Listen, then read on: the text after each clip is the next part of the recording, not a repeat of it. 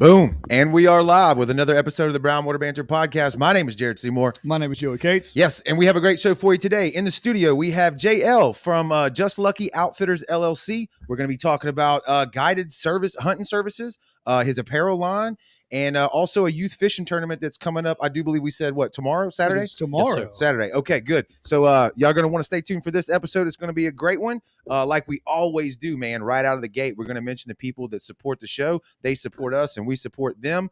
You're probably getting used to his name. We hope you're getting used to his name. If you're looking for a great local dentist, that's Dr. Robbie Williams right here at Southern Magnolia Smiles on Facebook and Instagram, man. They're located in Ocean Springs right here on Washington Avenue. Him and his staff will take care of you. They'll do a great job. Joey and I both use him. Yep, and families. And all of our families, yes. If you're looking for a great local dentist, man, he's the one you need to go check out.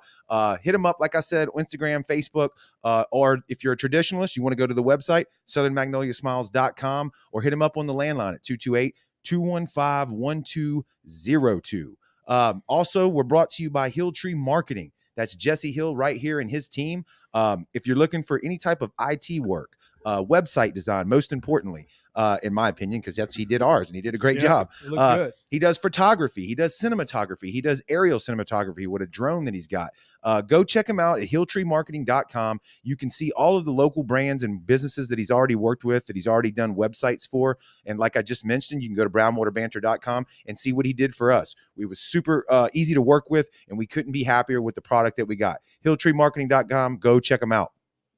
And then also we got Trevor Reed's throwing the inaugural 2021 Biloxi Barbecue and Blues Festival. That's going to be November the 12th through the 14th at the new RV park down there for you locals. It's it's in Biloxi, right? But it's at the end of the old Porto Bay. Yeah. It's super sweet. Yeah, super cool. I've already seen a lot of RVs going in and out of there. So it seems to me that they're doing good. And Joey, we're working on trying to get hooked up with them, right? And go, either have them in here or we go out there and do something, maybe even for this festival here. But it's going to be a Kansas City Barbecue Society is a part of this. That's a big deal for people who know barbecue. I think it's the first one ever down here. The correlation. Yeah. Your big names in barbecue, Kansas City and I think any place in Texas. So, right.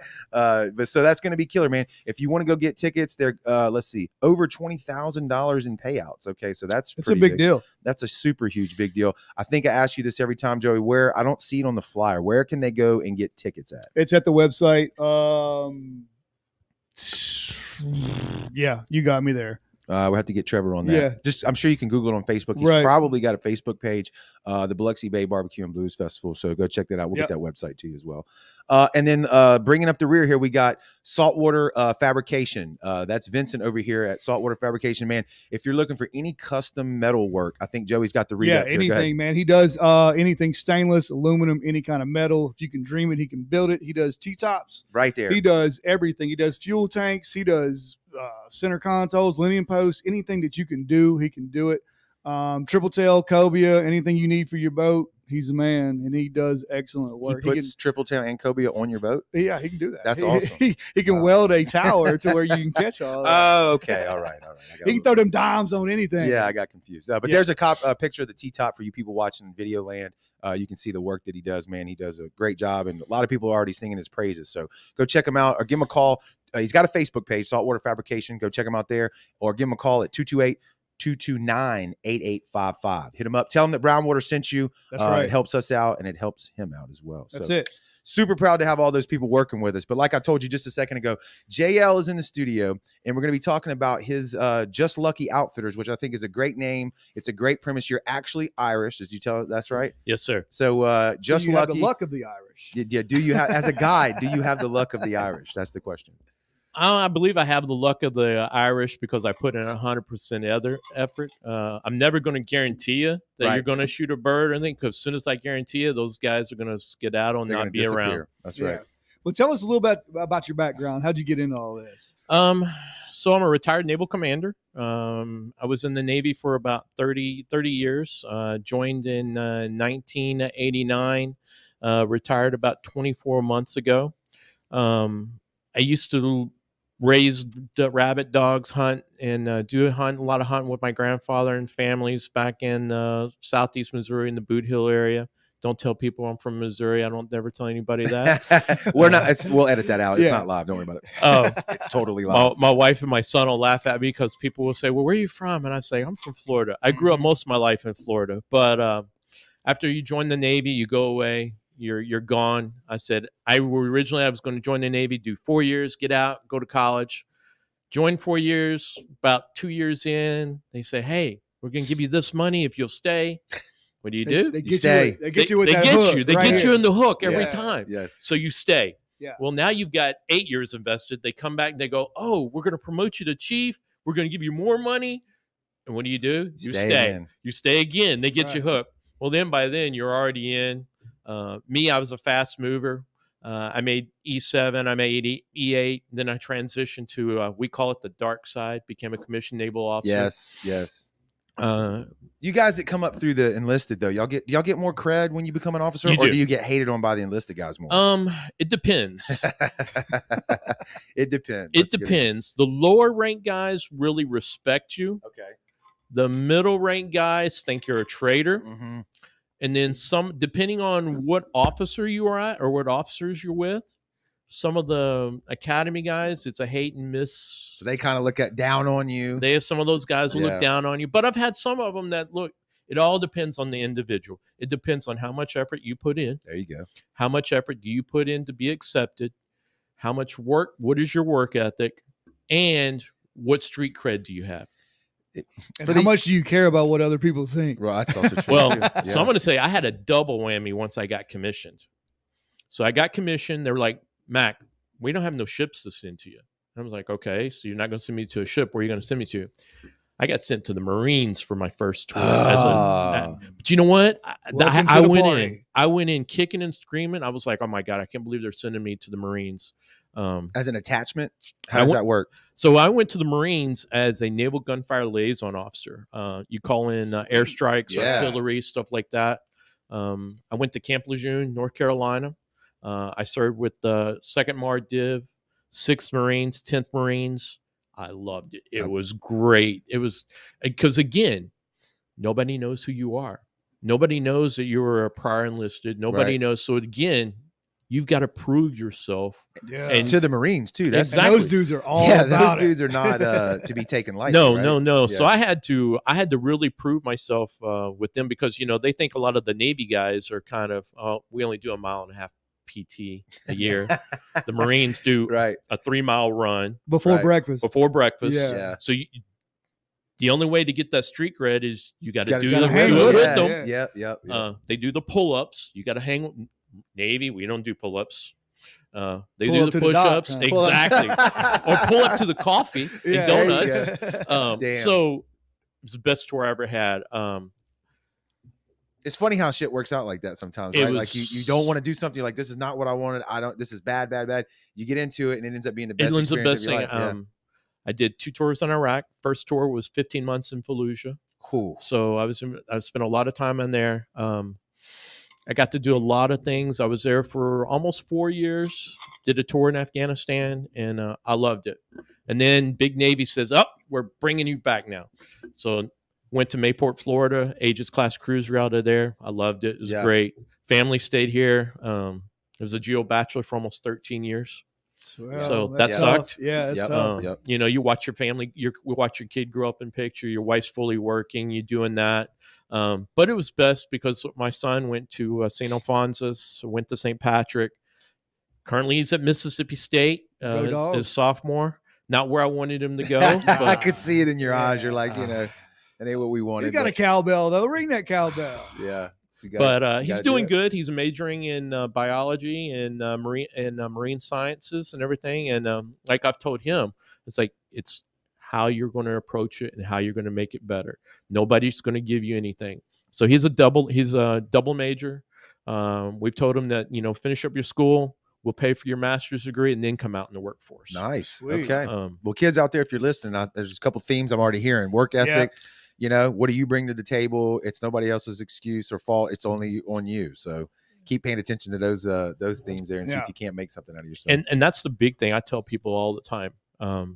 It's how do you want other people to perceive you? How Right. do you want you want to be perceived by other people, and how hard are you going to work for it, because it's not going to be given to you. There Right. you go. I think that's awesome. I hope, I don't know. I think that the narrative is that that's changing and everything's going to be given to you and people have all this entitlement. But I think that it's still hard work people out there, the Yeah, people that there's we still talk to all the time and that we're around, especially in this community. I mean, it's, you got to earn it, right? Oh yes, you So- do. I mean, it's if anything in life, you've got to earn. I mean, even now, I'll tell you right now, I'm back in school trying to finish up my master's degree. I run this business, and then I went right back to work again. So it's like, Yeah. my Don't goal. stop. There's work to be done. Yeah, there's work, and my goal is when I hit 58, I don't want to work anymore. There you go. When I hit Absolutely. 58, I don't want to work anymore. That's my goal. I like Sweet. it. What are you getting the master's for, if you don't mind us asking? I'm doing my master's in cybersecurity management. Okay, that's Sweet. a It's huge. great field to be in. Especially with Exactly. Keesler. Keesler's paid a lot of people to come out there for cybersecurity. Yeah. Well, based on that and based on my background in the Navy and doing all that, I want to consult. So like when I'm older, I've got the experience. Now I've got the piece of paper to prove it. Right. And Let's do it. Yeah. exactly. You can call your own shots at that point, right? Exactly. But you've already had my dream job. and tell us how you got there. You ended up in Key West somehow, right? Oh, yes. So 1997, I married my wife, Elizabeth. She's from Long Island. We met. You're going to laugh. You guys are going to laugh at me. Was it in Missouri? Not in Missouri. Daytona Beach in a bar. Okay. Ain't no wrong with Yeah, that. Okay. I'm good with that. So we've been married almost 20. Well, next year will be 25 years. That's Awesome. awesome. Congratulations. And my wife's great. She's probably she's like my best friend. I tell her everything. I probably sometimes tell her too much.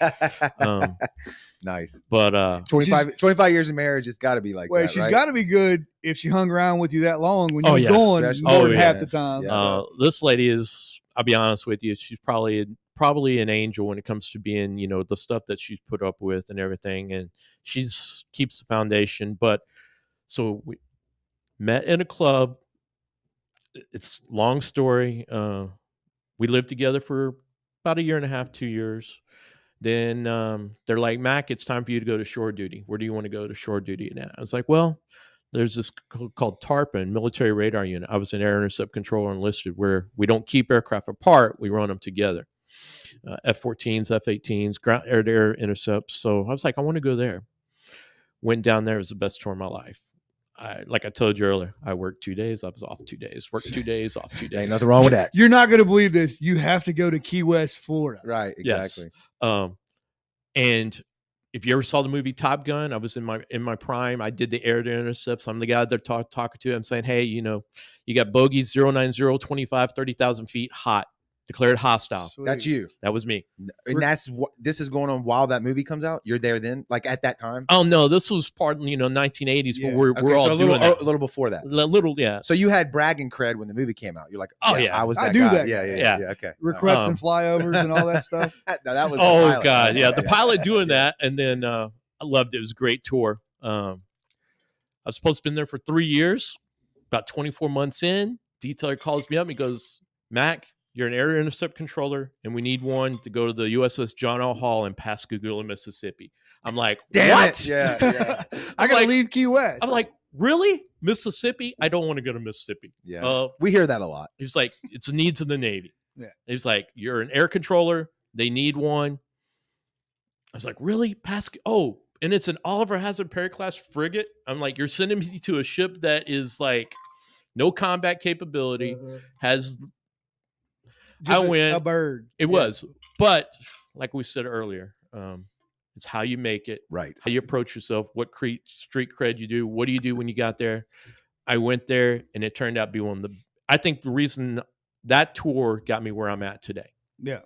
because I became a enlisted tactical action officer, where I actually have weapons release authority as a enlisted Yeah. guy. Wow. I got officer deck underway qualified. I got so many qualifications, and I was able to do whatever. Small crew, great guys. How did you get the weapons clearance on a frigate Yes, ship? sir. You said, which is not a combat ship, right? How'd you get It's that? a combat ship. Oh, it is. It's a Okay. combat ship. Back then, we had They called it the One-Armed Bandit Mark 13 single-arm launcher with SM-1 missiles out to about 25 nautical miles. That's so damn cool. Then we had Harpoon cruise You missiles. got any of them with you? Yeah, right. There's some days I wish I had them on I-10. Yeah. Oh man, I'm with you on that. 57 millimeter gun, anti-submarine torpedoes, helicopters, and I just proved myself to the command. Yeah. I proved that I had not only accountability, responsibility, and I worked really, really hard. Right. Had a lot of good mentors. Master Chief Bedington from he lives there in Pascagoula, really good. He's retired now too. He was one of my mentors back when he was an enlisted guy. Just a really good tour. You worked hard and you make it the way you want to. The problem being is sometimes you got to figure out where's that balance between family life and military life. Right. Yeah. And that was my biggest problem because I didn't realize it until late in my career.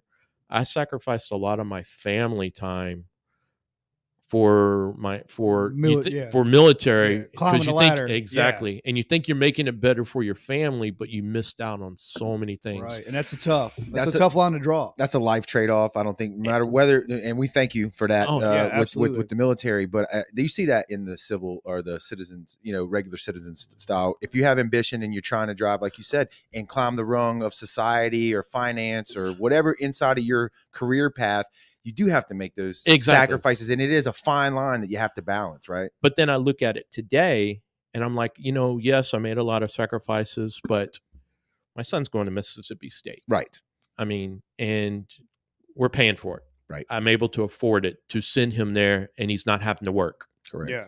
So I was like, there's not a lot of youth out there that have that structure. Yeah, that's a step up for sure. So I look at it, it's like, yes, we made a lot of sacrifices, but I made it a step up for his family, which then makes it better for him and his family following on. So you kind of like, I call it the circle. You got to break the mode, break the circle.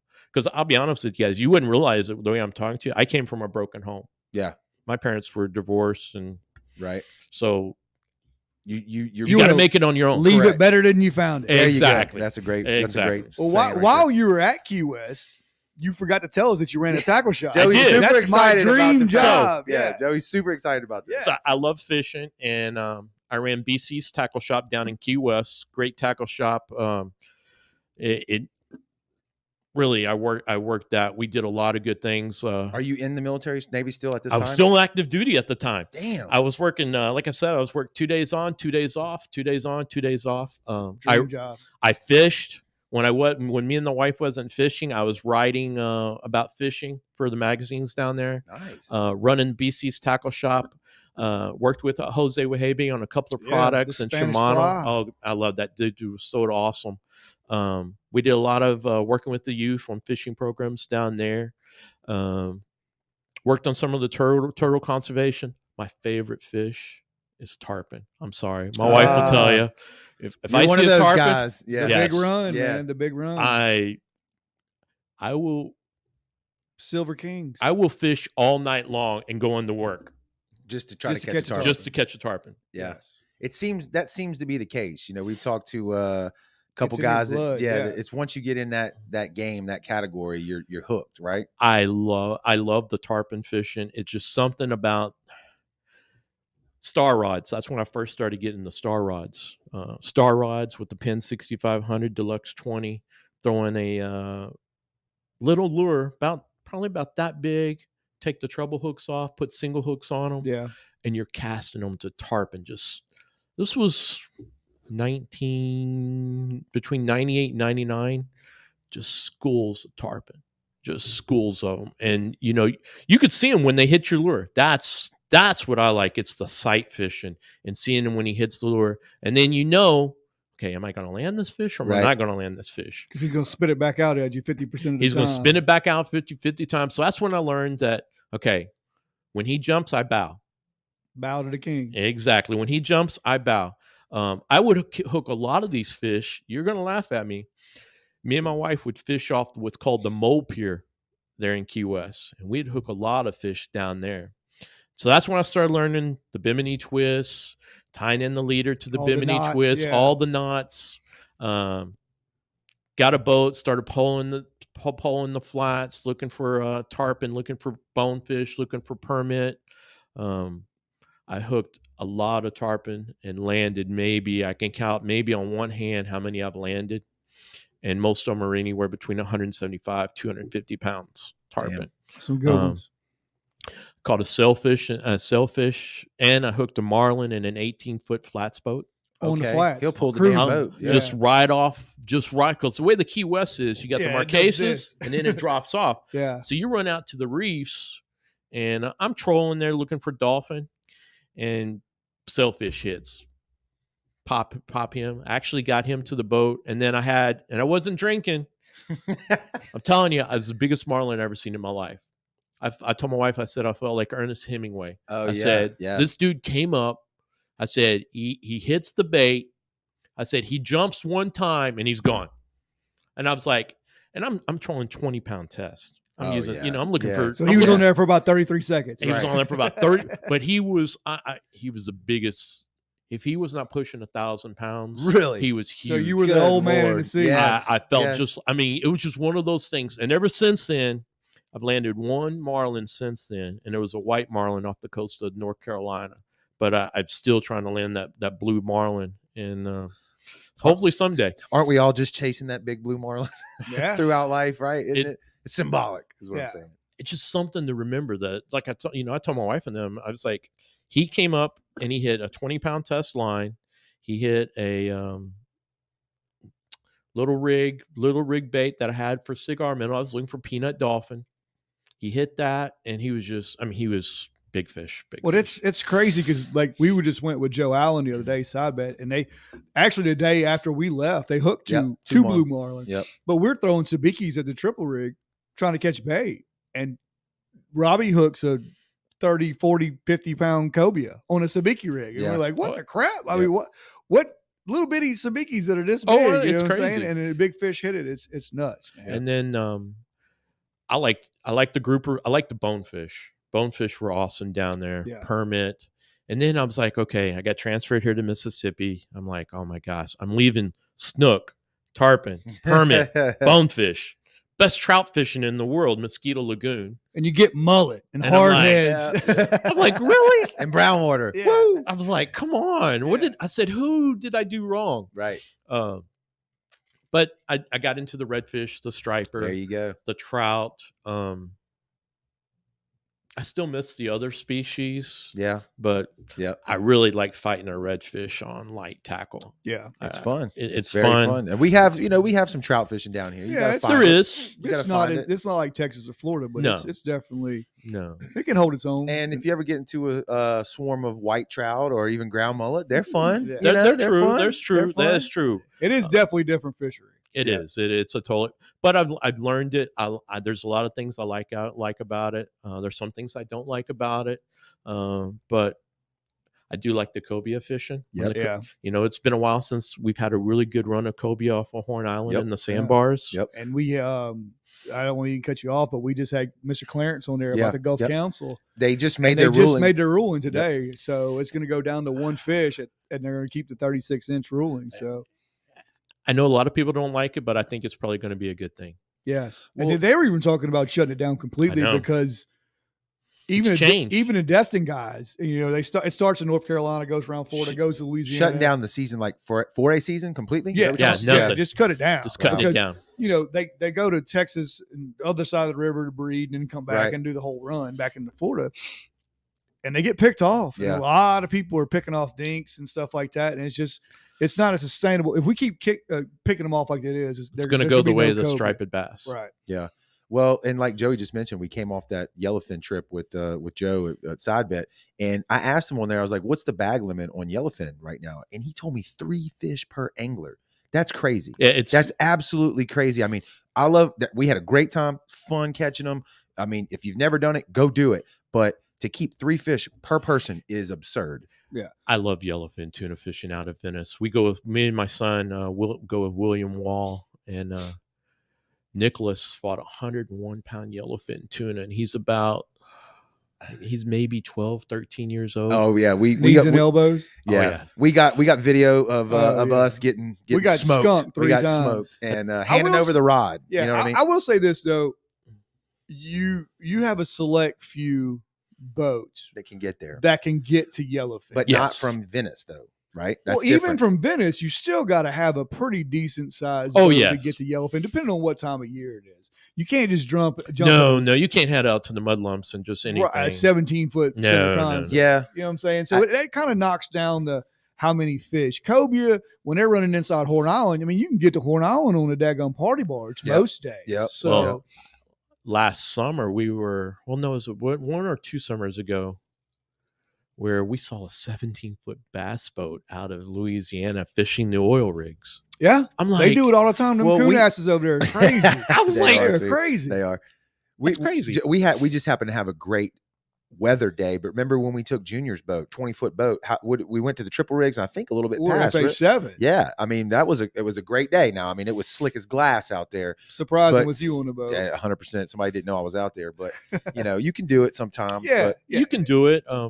My biggest thing that bothers me is that water, especially in the Gulf. The Gulf can change instantly, and sound can change like that. Yep. Yeah, especially when them thunderbusters roll in. Yep.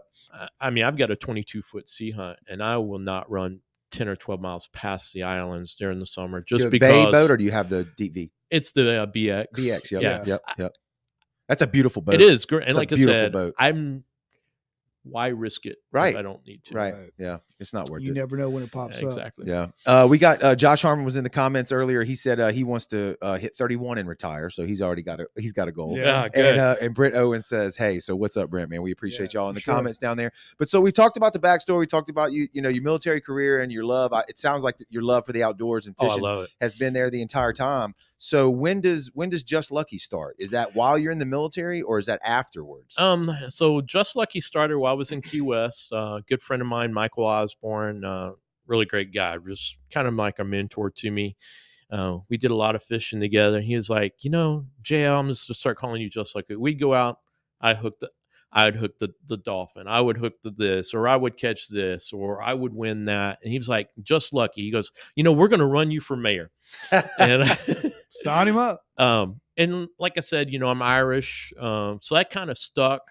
In the military, people would always say, it's like, how is it you're always getting the promotions? You're just lucky all the time. I'm like, well, did you look and see how hard I work? Right. Yeah. Did you look that I put in 12, 14-hour days, luck's a funny thing when you look into it, ain't it? Luck is about how you make it. Right. What's it? It's where prepreration meets opportunity, exactly. I think is the saying, I'll go to the casino sometimes, and I hate to lose $20. Me too. If I'm up $50, $75, I'm quitting. And I'm looking at my Gone. wife, like, I'm done. Yep. I'm done. I'm happy. Yep. But it's how you make your luck. And like I said, Just Lucky. I went for JL all my life. Just Lucky. Went with that. I told my wife when I was going to retire, I was like, look, I'm going to get another lab, British Retriever. I'm going to start training her, open up my own duck and goose hunting business, and then I'm start with the charter business. Like I said, my ultimate goal is I want to retire at 58, run my duck and goose hunting in the winter, and do my fishing in the spring and summer. What a life. And then just tough. Because a lot of guys, they want a charter, they want a guide, but this is my opinion, it's hard if you don't have something else bringing in 100%. Yeah. 100%. bringing in financial stability. Absolutely. Yeah, when you take that jump, I mean, Yeah. it's on you. Exactly. And it's on the weather. It's on your tools, your boat, your dogs. It's on all that. And all it takes is one bad. Okay, I had last year. I had a client came in and the weather was bad. So I'm like, okay. And he was like, weather's been bad. And I was like, sir, I'm not going to charge you. Yeah. He goes, what do you mean? I was like, weather was bad. You didn't get any birds. I said, I don't feel right charging you. Yeah. And he goes, I said, I'm just going to rebook you for next year. He goes, are you serious? I was like, yes. And that's how you get people to That's come how you back. build your brand of your business, right? That's right. And usually, and that's a weird situation because usually with ducks, the weather's bad. It's usually better for ducks. Just this last year, we put 567 birds for our clients, but it was so warm last year. Yeah. Yeah. The cold, it never got really cold. And, there's some clients that they're looking for that one bird. They're looking for that one bird that they're banded something. Exactly. Yeah. I don't care what it is as long as it's banded. I want to shoot it. And so, like I said, it's hard. I feel sorry for a lot of these guys, that don't have that extra financial stability or retired or did something.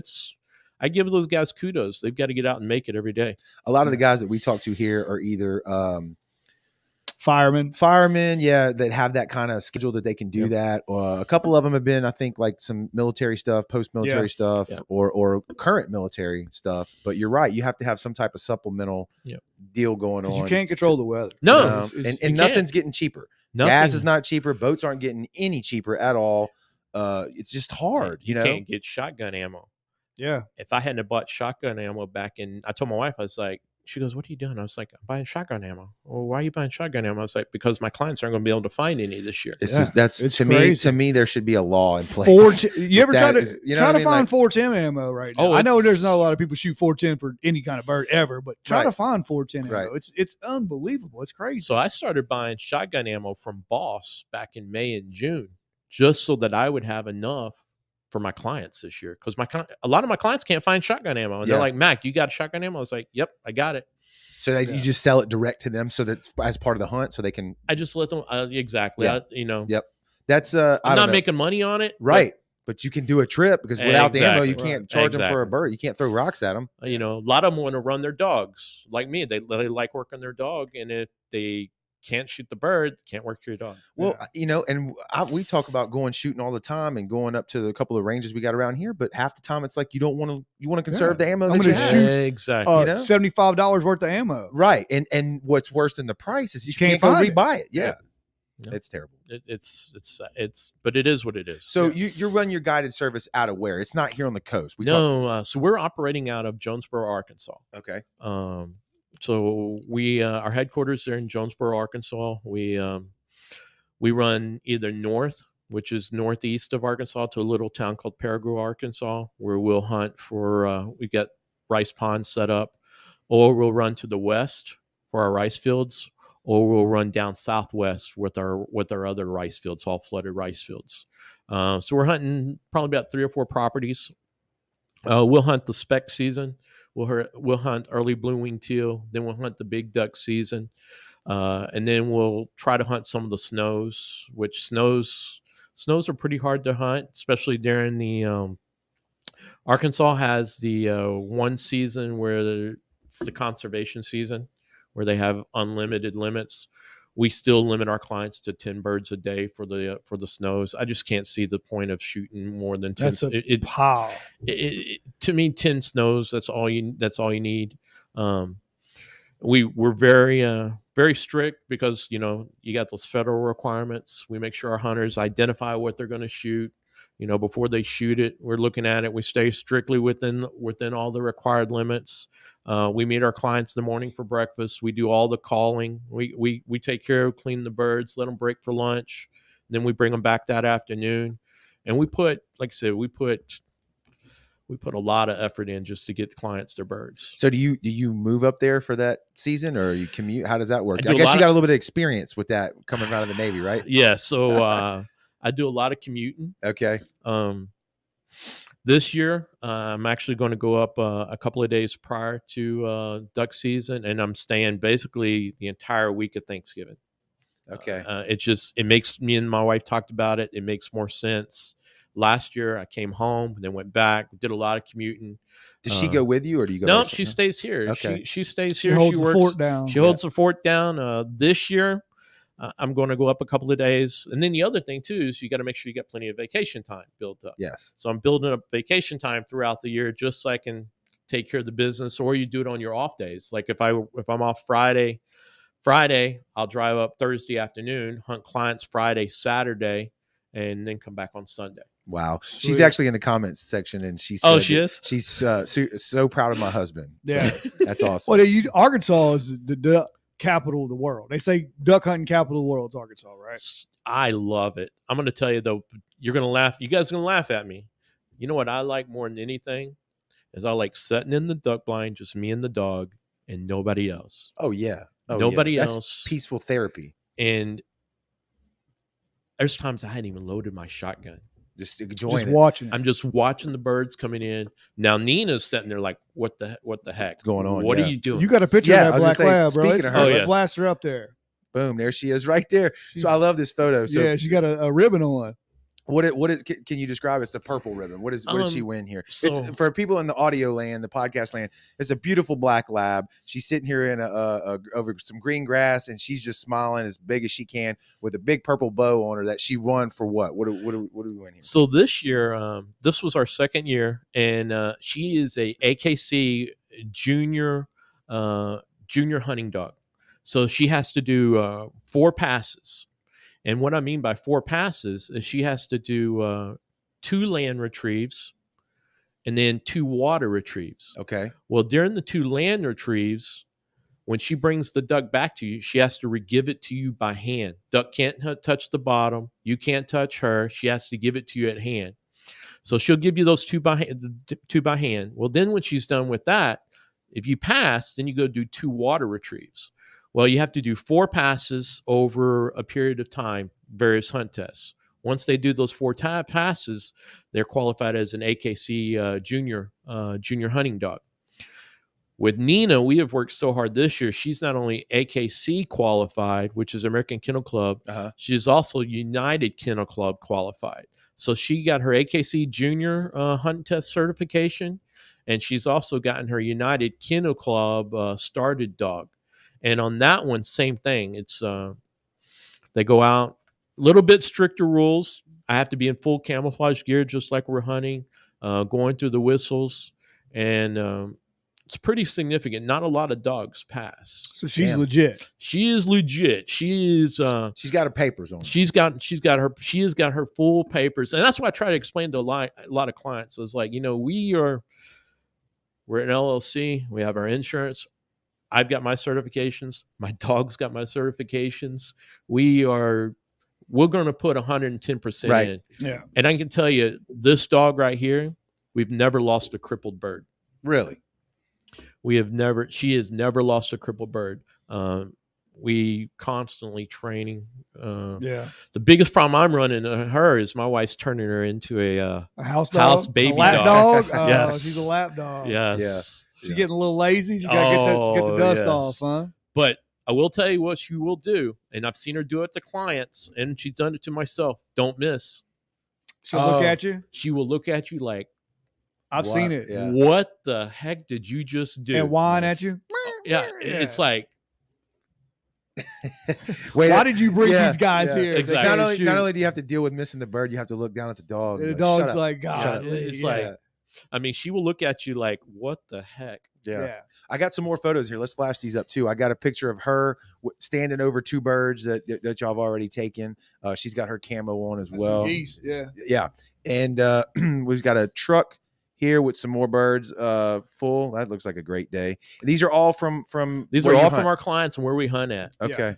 And then a group photo here. Look at that, Joey. That's a ton of birds there. With 2 labs. You got a chocolate lab in the photo here. Is that your dog as well? It's another one of my clients' dogs. We're letting a lot of our clients bring their dogs. Yeah, that's what I was going to ask. And last year, towards the end, Nina used to think every retrieve was hers.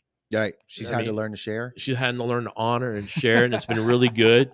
But also, a lot of clients, we want to provide them the opportunity to work. They spend the money on their dogs. We want to provide them an opportunity where it's safe, where they can hunt their dog. Yeah, in a real life situation. A real life situation. I have a couple of. I tell all my clients I got a few rules that I lay out. Like, if you smell like alcohol in the morning, I'm sorry, you're not hunting. Not around firearms. You're not hunting.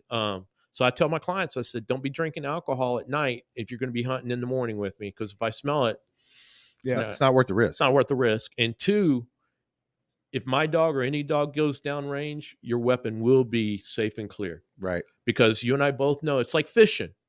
Dogs are downrange, bird pops up, boom. They're going to get excited. Right. Yeah. Shape the bird. What goes up must come down. Right. And those pellets do come down. Yep. Mm-hmm. So that's thousands of dollars running down. Range. Exactly. So I tell clients all the time, it's like, look, I said, as long as you're good with those 2 rules, yep, I said, I'm fine. And then I was like, look, we're going to make sure that you have fun. We're going to identify what you shoot. We're staying within the limits.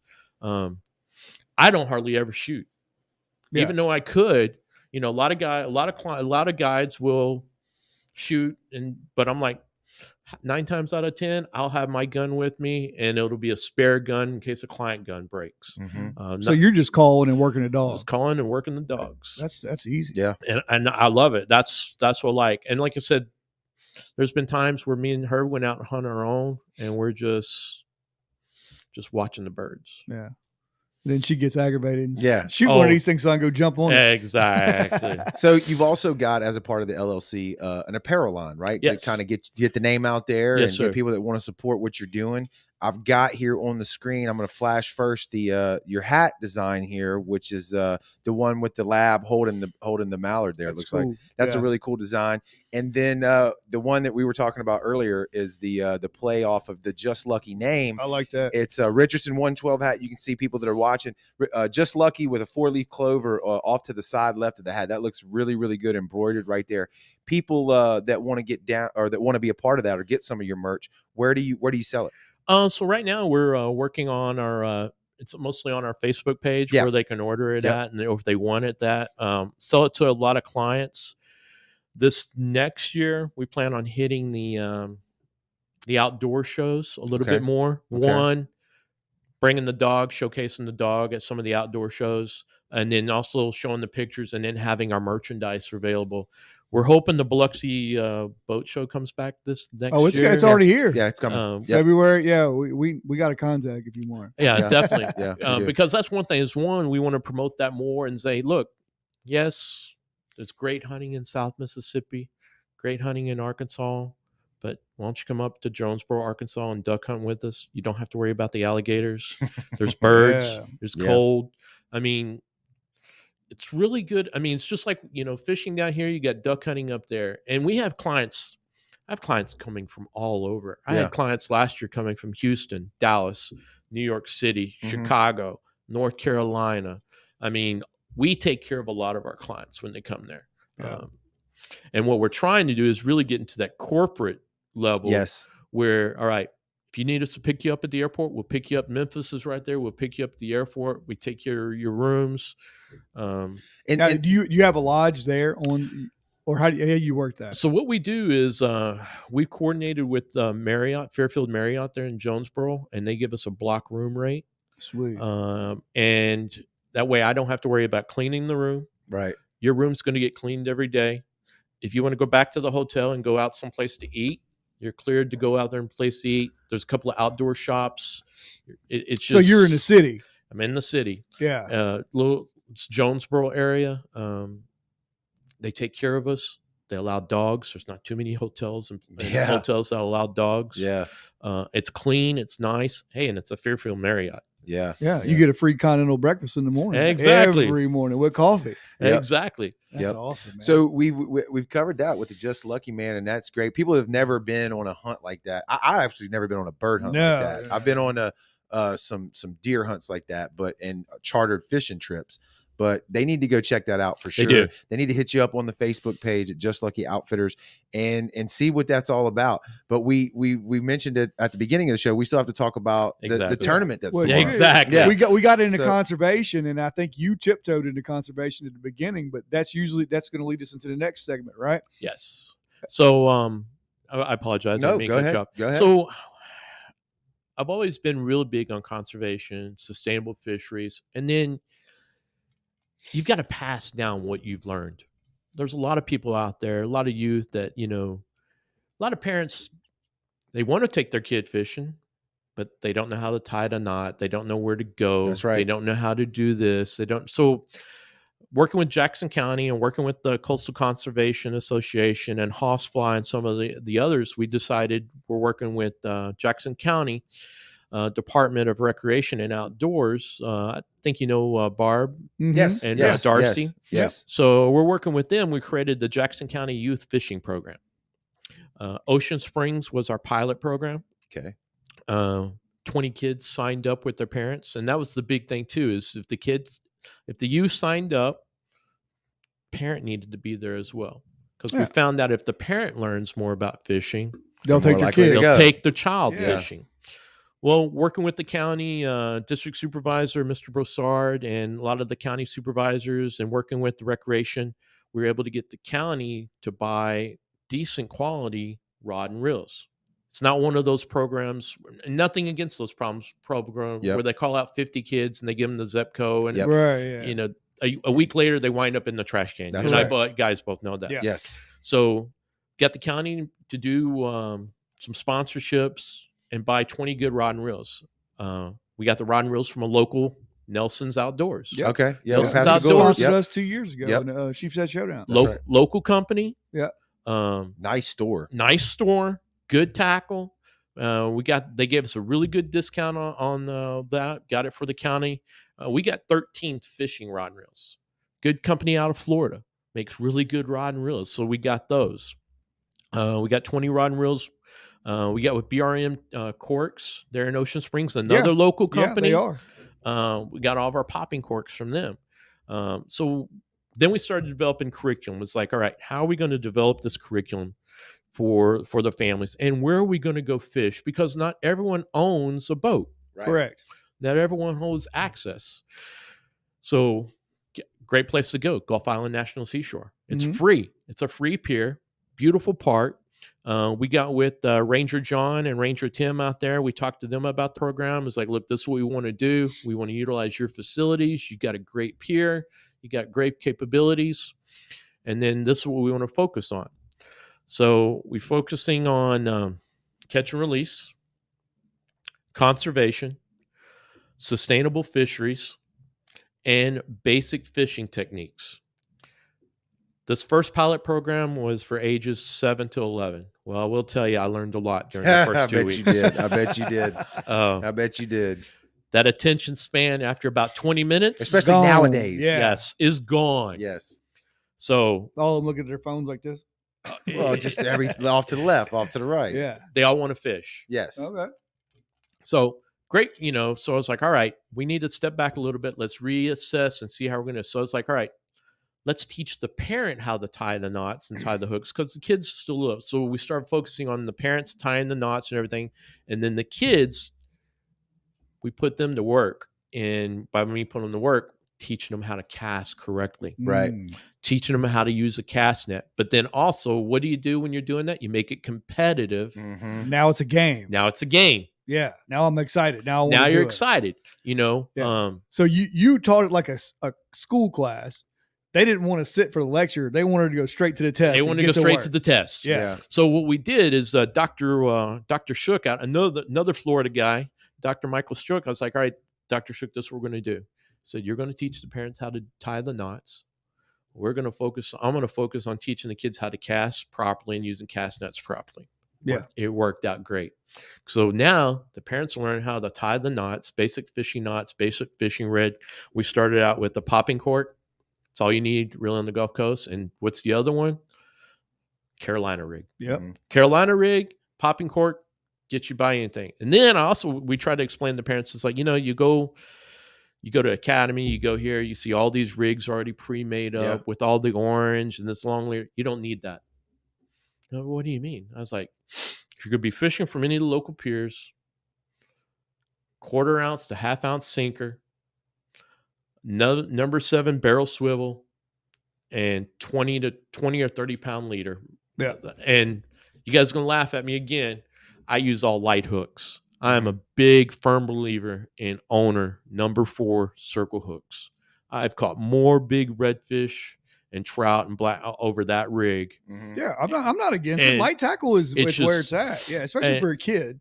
Exactly. So our parents learned how to tie the rigs. The kids learned how to cast. And these kids we put hula hoops out, fly fishing, hula Right. hoops.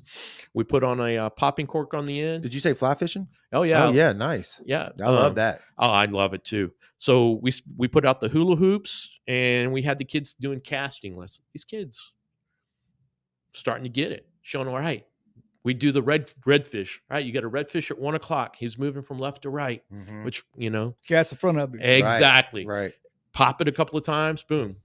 Then we went to the cast nets. Take out 3 or 4 tennis balls, throw them out, Cover them up. Cover them up. Yeah. We fished the Gulf Island National Seashore. Then last Saturday, we fished the Ocean Springs Marine Mart Pier. Kids do good. One thing that I'm really, really excited about is these kids get sustainable fisheries and releasing fish and understanding biology and everything like that.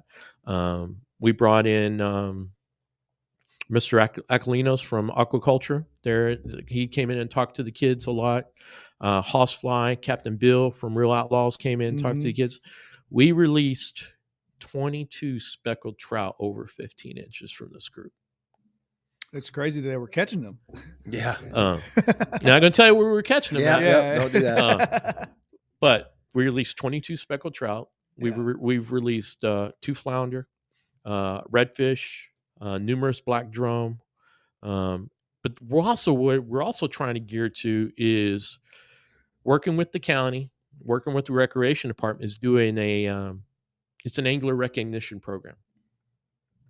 All right, you guys have been to Florida. Florida's got all the memory creates, the angler recreation, big ecotourism, big tourism. North Carolina has the angler program, Virginia, all the other. So it's like, why can't we do something like that here? So working with Jackson County, we have the 5 game fish that we're utilizing. Redfish, speckled trout, flounder, sheephead, and black drum. Okay. Meets a certain size limit, and you release it. Jackson County, the rec department is giving that child a certificate. Okay. It's kind of like the speckled truth stuff, Joe. Yeah, exactly. If you catch all 5 species, now you qualify as a Jackson County Junior Master Angler. Oh, that's cool. So you get an inshore slam. Exactly. Kind of thing. Yeah. So that carried over. So the kids have been in class for the last 4 weeks. They'll get a graduation certificate tomorrow. And then to accumulate, what we're doing is we're doing a fishing derby. It's a catch and release fishing derby. All 5 categories.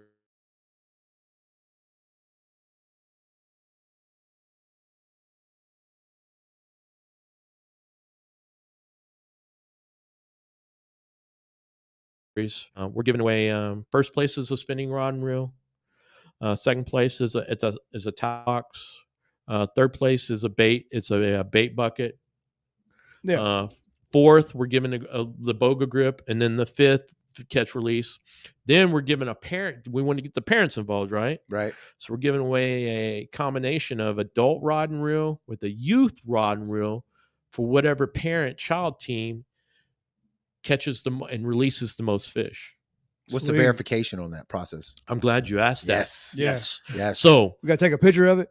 So our fishing derby is going to be there at the Gulf Island National Seashore. They got to take a picture of it with the correct measurements. Right. Then they have to take a second picture releasing the fish.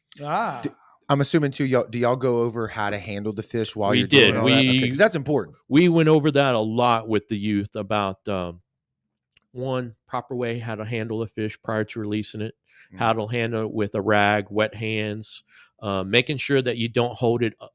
You know, I cringe when I see a lot of people, they'll hold the fish from the hook up and they're not realizing that out. Yeah. all those organs are just falling down the body because of gravity. You Right. know, it's like, guys, so show the kids how to properly handle the fish, wet hands and stuff. We also showed them how to properly hook a fish for shrimp, you know, utilizing that. But really big thing is, you know, hey guys, wet hands, use a rag, touch it as least as possible, get it back in. 10-second rule. Yeah. You know, try to keep it out no longer than 10 seconds. Yeah. And in 10 seconds, people are, well, Mac, you can't trick it. No, you can take a picture in 10 seconds and throw them back in the water. Done it. I mean, now I will tell you, there's been times that haven't been successful. Yeah. Part of it. I mean, there is some that don't make it, unfortunately. Depending on the hook set and everything like that. Last Sunday, I went fishing, and because I've been trying to fish my areas where the kids are at, just so you know they don't think and I got a nice 29.5-inch redfish. And you guys know me, even you know, I released a live redfish at your tournament. You did, yeah. It just at the Sheepshead Showdown, you put it right back in the water. Put it right back. I did my best to try to revive that fish. and I didn't have him out too long. The problem is I did fight him on light tackle. I was using, He was wore out. He was just blowed out. And that's the thing about fishing on a pier. The longer you fish on a pier, the light tackle. And I told my wife, I said, if I'd have been in the boat in the kayak, I'd have been able to release him. Because you could have got to him. I could have got to him, but It's part of it. it's part of it. I'm not going to condemn anybody for it. I'm going to make fish. Making fish tacos out of it. Yeah, But yeah. I was like, what was worse though is I had two of my kids show up that day. Oh, They saw had to me. See it. Yeah. Well, there's two ways to look at that. Yeah, there's two ways to look at that. Teachable, That's right. teachable moment. It was That's very right. teachable moment because I spent a good while trying to revive him, but I fought him too long on light tackle, and that was the thing. Yeah, And he that just wore shows out. you he was just worn out. Yeah. And that's what it is. I mean, it's do your best. You know, Exactly. it's a live fish. It's alive, but some of them are going to die just because the hook set. You use circle hooks inshore. A lot of people use J hooks inshore. White trout, redfish, stuff like that. When they swallow those J hooks, by the time you get them out, they're already dead anyway. So you can do preventable maintenance to get to that point. And the big thing too is I've seen it a lot of times. Especially with speckled trout, the smaller speckled trout. Mhm. If I start catching a lot of small speckled trout between 12 and 14 inches, I quit fishing in that area. I move. Because all you're going to catch is 12 and 14 inches all day long. And then also they don't handle well. Right. Yeah. They right, don't, Right. even when you do your best, they're going to die. Yeah. Unfortunately. they just don't handle real well. Yep. I mean, I think the goal though is what you're saying too is to get the big picture goal change, Yes. right? Is Yes. to everybody be thinking conservation right out of the gate. Exactly. If you want to put meat in your freezer and you want to bring, take harvest, I guess would be the best way to say it. By all means, do it. But if you're out there a weekend having a great time, it's like, look, if you don't need it, put it back. It's about making the memories. That's it. That's it. A good friend of mine, Chris Bellamy from North Carolina, he has a group and he has a song, The Cast. Mhm. And in the cast, he's talking about, you're fishing. The guy tells you the fish are moving from left to right. You cast. The fly gets in. He gets it. Now he's running. It's all about that. Yeah. And what's really great is I took my son. My Nicholas has fished all over the world. I'll tell you, I have spent more time with him fishing since he was a little baby. Now he's off to college and doesn't need us anymore. You know how that is. It's something about you being on a bonefish flat in the Bahamas, in the Abacos, and your 11-year-old kid hooks a 8-pound bonefish. Yeah. Or you're in the Florida Keys and you're sail fishing and he comes in 5th place out of all the kids for sailfish, comes in 1st place for tuna, 1st place for kings. Yeah. Or you're in Costa Rica, so I've spent a lot of time with him on the water and a lot of good memories, stuff that, we'll remember as we go. They never forget that. No, ever. no. And they brag to their friends a lot because I know my daughter brags all the time. There's a picture someplace on my Facebook page where he's standing on top of a yellowfin, 101-pound yellowfin tuna, off Venice. So that's one thing, and it's about building memories, and then also it's about building that bond because a lot of times parents want to take their kids fishing, but either they don't have the equipment or they don't have the knowledge. Right. And that's why it's so important what you're doing. Exactly. Yeah. And then it's just sharing that knowledge because you have so many fishermen out there that I wish they'd be more of, well, you're trying to, no, we're not trying to take your spot. No, we're not trying to, we're trying to pass the knowledge on down. Someone else can do it. Yeah. And that's the reason why we started out in Ocean Springs. Our next course is going to be in the Moss Point area. And then we're going to move over to Pascagoula, Goshen area, Mhm. Van Cleve. But also what we're wanting to do too is expand this. Yeah. Okay, we hit the 7 to 11-year-olds. Now let's hit the 12 to 15-year-olds and focus on bait, artificial, fly fishing. Yeah, because they're a little bit more. They're a little bit more. They can handle a little bit more. Exactly. Try to work with some of the charter captains. I'm like, guys, this is the perfect opportunity that if I have a small group of class of 12 to 20 kids, yes, I know you work hard, but could you give back as a tax write-off Mm-hmm. and let's have an inshore tournament for this class? Anything we can do to be a part of that, Oh, just yeah. let us know. If you're a charter boat captain and you want to get in touch with us, let us know. Send us a message. And then next year, what I'm wanting to really do is working with CCA, work with Jackson County, and work with IGFA. My son's actually in the IGFA books for a Grand Slam. Tell we've us what done that. IGFA is. The International Game Fish Association. Right. Sorry about that. Yeah. I'm always told, Mac, not everybody knows all their acronyms. You're from the military, man. That's right. You're the acronym guy. Yeah. The Sierra Club, working with those guys. Those guys have a lot of great ideas too. Next year, what I'd really like to do, if we can get the organization and get people together, is we do a county-wide, Jackson County, Harrison County, Hancock County, catch and release, top 5 game fish Tournament. tournament. That'd be sweet. And it's all catch and release, no registration fees. Mm-hmm. But we get okay, look how much tourism we have. Yeah. You know, sponsor with tourism, get some good prizes, and top 5 categories, 1st through 5th place, all catch and release. Yeah. All for the kids. All for the kids. If I'm a parent and I'm listening, watching right now, or listening on the podcast, and I'm getting pumped up and I'm excited, I want to be a part of what you're talking about. I got a kid 7 to 11, or hopefully 12 to however you said that y'all want to branch out into. How do I get in touch with you? How do I become a part of that? How do I get my kid involved? So right now, the next class, they're getting ready to register for the Moss Point area. So they'll be putting out a flyer. We'll also be putting out a flyer probably at the beginning of January for the older class. Okay. Taking a little bit of break. There'll be you could contact me on my email on jl.mcnew@hotmail.com. Okay. Or you can give me a call on my cell phone number. It's right there as well. But we'll also be posting flyers on the Jackson County Outdoor Recreation page. Okay. Not responsible for that page. Right. But right. I'll also be posting, when we have those flyers and updates, on Just Lucky Mississippi Saltwater Fishing Report and Tips. Okay. And that's a Facebook group for people out Facebook there. group. Do you have to live in that area to get in? I know it's probably a sticky question. But... Right now, that's what we're trying to do. Okay. And the reason being is I want to expand it to all 3 counties eventually.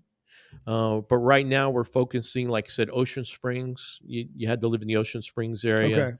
Okay. We're probably going to do the same thing in Moss Point and the Pascagoula Ocean. But then when we get ready to have the bigger fishing tournament, it's going to be everything. And I think, are you thinking about using the CCA? Yes. In that, so you're trying to get the CCA of Bay St. Louis or the CCA of Gulfport. You're actually trying to think about getting the CCA of Horn Island back up. Right? That's what we're trying to do. We're really trying to utilize this to get the Horn Island CCA back up and running. Like I told you earlier, we want to stay out of the politics portion. Yeah, I don't care. I don't care. Hate relationship. I don't care if you keep fish. Don't care if you want to keep 15 trout. As long as you keep them legal. Don't care. We just want to get the kids and get the youth up, because here's what youth need. Yes, I'm a big conservationist. I'll tell you straight up. Everyone knows where I'm coming from. I'm a straight shooter, but I believe in sustainable fisheries for economic growth and gain. Right. And there's more. Everyone keeps talking about, hey, we're losing fish. Yes, we are losing fish, but we got to look at it from a big picture standpoint. There's more people fishing. Right. Yes. There's greater habitat loss. Yep. There's poor water quality. Mm-hmm. And until we address those, we're not going to hit the big picture. Right. So what I really want is try to get this Horn Island group reestablished, get it pushing. Let's teach youth how to fish. Let's create sustainable fisheries. Let's work together with the commercial fishing industry. Yes, everyone thinks commercial fishing industry is bad. It's not. It's not. It's a job. It's a job. Yeah. It's a job. But if we create sustainable fisheries, then we can all work together. Right. But there's more to fishing than just fish. There's the harvest. Harvest. There's other Yeah. things. It's the time spent with your kids. It's the hanging time out. spent with your kids. It's leadership. It's Yeah. developing leaders. And fishing helps develop leaders. And that's what I really want to do. And like I said, I sent my proposal off to Jackson County this week for the older group. That's what really made me think about, all right, we've covered the 7, 11-year-olds. Let's look at the 12 to 16-year-olds. Yeah. I love scouts. My son's an Eagle Scout. It's expensive. Mm-hmm. But, let's develop other alternate programs where we can work Right. together and develop those leadership skills. You may have a single father. Does he have the time? No. Does he know how? You Yeah. may have a single mother. Do they know? Both parents are working. You know, But there's a lot of people that live on this Gulf Coast that don't fish and don't know how to fish. Well, it. and that's it's opportunity. crazy. That's why this is Yeah. such an important thing. Yes. What you're doing is Yes. because this is such a big part of our culture here on the Gulf yes. Coast. I mean, as far back as you can remember, we used to be the seafood capital of the world Oh, here yeah. in Biloxi, right? So there's been a large influx of people that have came here. Keesler's been bringing people in here Yeah. forever, right? That are not from here, but people have I'm moved. not from here. Right, exactly. People have moved, and we want to keep. And you're doing a great job of doing this. Keep that part of the culture alive Yeah. here, and well, for The people that one, come in the that want to culture be that we grew up with. correct, and our parents were like heavily involved in, and Yeah. our grandparents. I mean, it was generation after generation. We don't want to lose that here on the Gulf I Coast. mean, look at it from. I'm gonna put on my sustainable conservation here in a minute, but striped bass. Yeah. Striped bass used to reproduce and were plentiful on the coast. What happened? Caught them all. Caught them all. Water quality, loss of habitat, construction, Yeah. development. They just released them, about 4 or 5 years ago. They released them back up in, Yep. in the river. And they're few. We caught like 2, but Yeah. they're few and far between. They're few and far. Now, I've caught them. I'm not Yeah. going to tell you where I catch them at. Yeah, Right. I've caught a few. Yeah. But it's slow and far between. Look at. Like I said, I don't want to get into politics, but look at the trout. Trout fishing is not like what it was when I first moved here 20 years ago. Nope. Yeah. It's not. It's all the same way. It's hard to do that on a commercial side, and I think even on the charter boat side, you want to show these people a good time. And Yes. They want to come down here and they want to catch fish. You want to provide for your family and catch fish, but do you really need that? And I've done it. Everybody. Oh, everybody's we've done it. Yeah, Yeah, everybody's I've done it. done meat hauls where I've frozen fish for 6 months, and what good is that doing? Well, So, as long as you eat it, Yeah. everybody knows fresh fish is Right, the best right. fish Oh, it by, is. by far. Yeah. But I mean, I'll tell you straight up. What I knew 20 years ago, 25 years ago, to what I know now, I was one of those guys that would catch with my friends in the Keys. We would catch 50 to 75 mahi-mahi. Meat Yeah. haul today. Yeah. Yeah. We would, because They were there. and they we were catching there them. and Yeah. we kept catching them. Look at the state of the mahi-mahi right now. Yeah. But it's what you said. More people fishing, poor water quality, especially the big fish kills down in Florida. Oh yeah, it's terrible. That's I cry. There's some days. I mean, Mosquito Lagoon. Lagoon is, if you look it up, Mosquito Lagoon in Canaveral and Cocoa Beach, best trout fishing in the world. I have caught more big trout there. Water quality, seagrass died, over harvesting. That's the fresh water, right? The freshwater all influx, the sugar cane, all the freshwater Yeah. influx. What's happening here? same thing. Freshwater influx, red tide, Yeah. red all tide, that. Yeah. overdevelopment. So, and it's not just, a lot of people, it's the commercial guy keeping too much. It's the recreation. No, you know what? It's we all have to come It's together. a package. It's right? a package, and it's developing solutions for sustainable fisheries to support everyone. Yeah. And that's what, and like I said, what I would eventually like to see is I would like to see CCA, Department of Marine Resources, guys like you, where we have a statewide recognition program that would recognize, okay, well, we got state records. Yeah, state records are good. But say you run in a charter boat industry. You got a family coming down from, let's say, Chicago. Mm-hmm. We have great redfish schools. Okay, if they catch a nice redfish, do we have to kill the fish? Nope. Could we let it go? Now give them a sticker, a T-shirt, some type of certificate That's right. Yeah, where they that's can right. remember. They're not going to mount the fish. Nobody mounts live. No. Though it's all replicas. It's all fiberglass. It's all yeah. fiberglass, and it lasts longer anyway. Right. But so now that same kid that caught that 35-inch redfish that you took a picture of, you released it, he got a T-shirt from the state, got a Yep. certificate from CCA or the county, wherever he lived from. 20 years from now, he's going to remember that. That's and right. he's going to say, oh, my dad took me here, or, me and my son. Or especially if he's a part of a registry that he can look up, Exactly. or if you tie social media into it in any way, Yeah. shape, or form. Well, I Yes. think that's It's what that's game over. Release Over 20 and Speckled Truth, and I Yep. think all of Yep. those guys are going that right direction. I think the problem is it's such a, and I hate to use it's a piston match between politics. Oh yeah, And because you got CCA, it's a love-hate relationship with it them. is. You got PMR, their troubles, they're good. You know what I'm saying? It's can we all come together? Can we all come together and make one thing that works for everybody? Exactly. And like I said, we're not saying, you know what, if you want to keep it, it's your legal right to keep it. Right. Absolutely. As long as you caught it legally, as long as you did here. But if you released it, and it's going to take a while. Yeah. It's really going to take a while. But let's look at the Atlanta. You guys have been to Atlantic City. I have not. I have never not been to either. Atlantic City? Nope. No, We're Southern boys. yeah. Okay. So do me a favor. When you guys get a chance, look up the White Marlin tournament in Atlantic City. Okay. It's Amazing. It's amazing. And Yeah. a lot of it is catch and release. Yeah. Virginia has a big catch and release tournament that goes throughout the year. North Carolina has their angler recognition thing. As much money as we're pumping into advertising and tourism and everything, you know what? It's like I want to go to the tourism board and say, look, I know you got this money and this money and this money. Why don't you give us $25,000 to put into a catch and release tournament and a recognition program?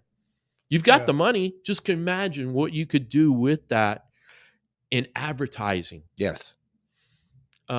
Sierra Club, love and hate relationship with the Sierra Club. Right. But they're big on sustainable fisheries and everything. CCA, all right. Politics there. Don't want to get into that. But hey, this would meet that goal. If someone wants to sign up, they can sign up. They can either do it or not do it. But in the end, they get some type of recognition, pushes the Gulf Coast, it helps establish sustainable fisheries. We can utilize that to advertise more. And then also, what happens to the charter guy when all the fish aren't here like they used to be? Yeah, he runs out of business. He runs out of business. That's right. And they're some of the biggest advocates for conservation of all of them. And it makes sense, right? Anytime you can tie in conservation with economics, like you mentioned earlier, where everybody wins, or at least you're not always going to get an everybody situation, but a majority or a most, then the environment benefits, and so does the people that make their living. Well, we're looking for a new tourism president as we speak right now, and that's a debacle. Yeah. Oh, I know. I wanted to reach out to them and see if we couldn't get them in. But maybe we can get the new guy, or maybe we can run whoever it is. Yeah, we can. I mean, we can run. The money's there. Yeah, the money is there. And like I said, we're not asking for $500,000. Right. You could do an effective catch and release recognition program, I believe, utilizing the DMR, utilizing a full effective program with advertising in your first year. I really think you could do it for under $20,000. Yeah, because you could get sponsors to help you offset the cost for a lot of that with shirts. I mean, that's pretty much what released over 20. I mean, right. I mean, Speckled Truth's doing what you're talking about. Too. Then they tie it into data as well, because they're collecting information on all these fish. Give it all back. Exactly. Right. Dr. Franks. I love Dr. Franks. Great scientist on the coast. Gulf Coast Research Lab. Then they could take some of that data and do real-time assessments. Right. Everyone gets into an argument about the MREP data. Right. Okay. Now we could utilize that data to assist the other data. Right. The more you can pull, the better. The more data we have. can pull. Look at the advertisement that you could push. I mean, you guys have seen where I'm watching. You've watched it on Sunday morning, the fishing shows where Florida fishing. Yeah. Come catch and release, memories, verification. Gulf Coast, we got kayak fishing. Yes. We got offshore fishing. We got inshore fishing. We got to be able to create that where that is sustainable. And that's the reason why I'm really pushing this Jackson County fishing program is, it's a pilot program.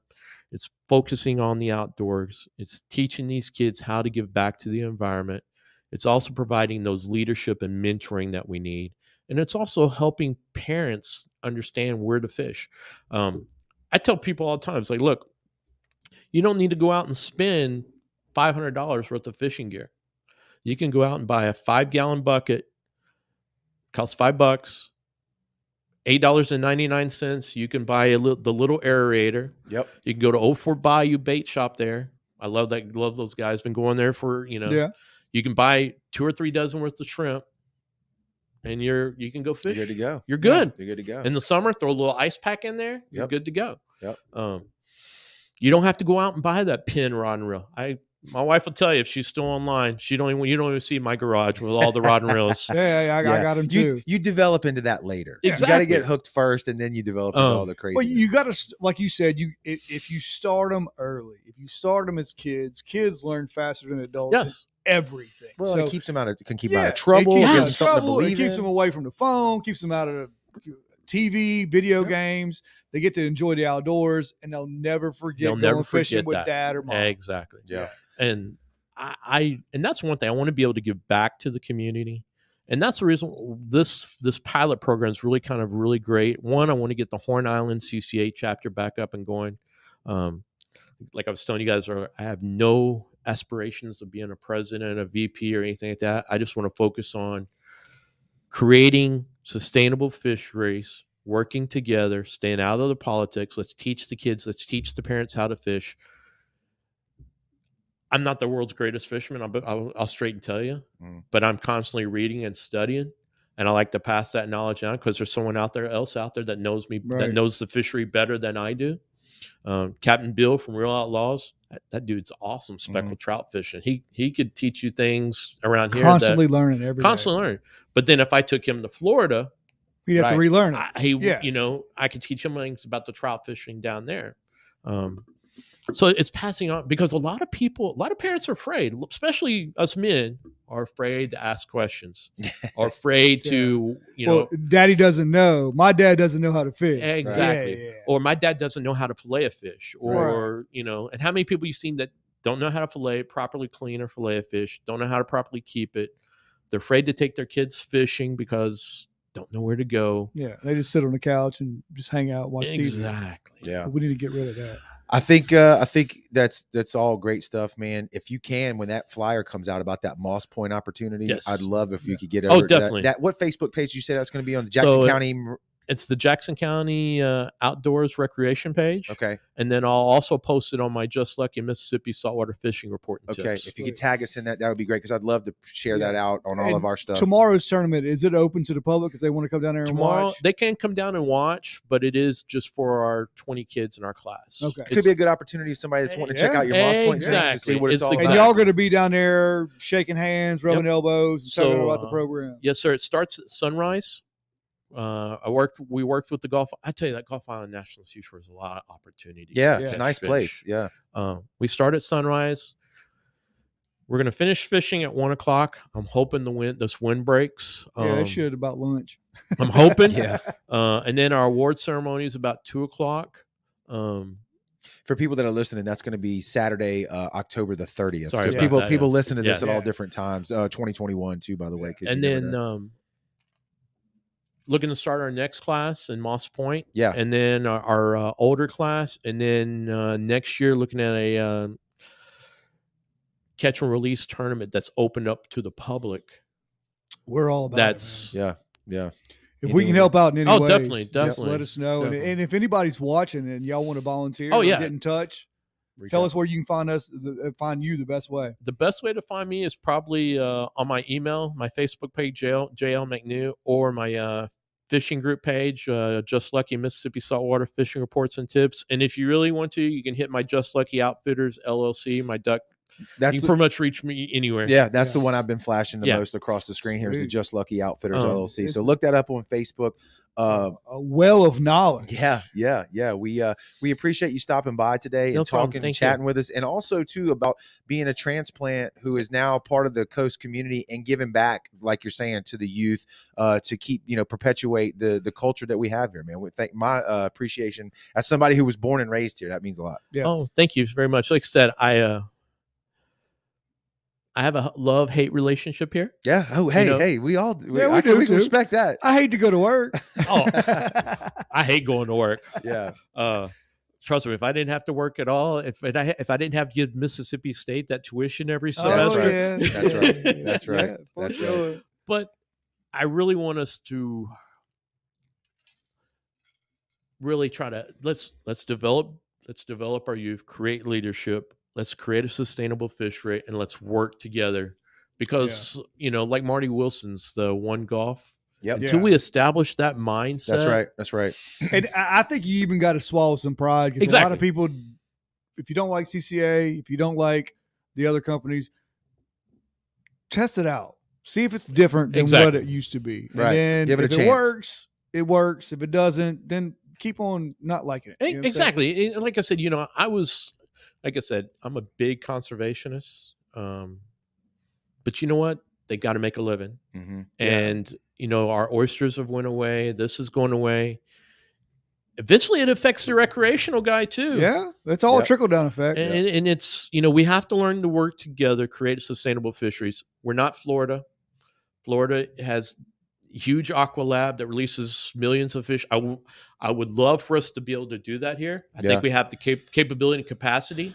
Ocean Springs High School does a little bit of that on a Brian small. Butler. Brian Butler. He's on a a small good scale. buddy He of ours. is. Yeah. Texas releases millions of fish every year. There's somehow, we got the aquaculture there in Gulf Coast Research Lab. Mm-hmm. We have the capability and the capacity, I believe, to do it, but do we have the habitat that supports it? Right. That's right. That's right. And with all the, like you said, the salinity issues we've had last year with the Bonnie Carey stuff. I mean, there's a lot of different factors that play into all that. So, but once again, man, thanks for coming by here and checking it out. Everybody go check it out. Just Lucky Outfitters LLC.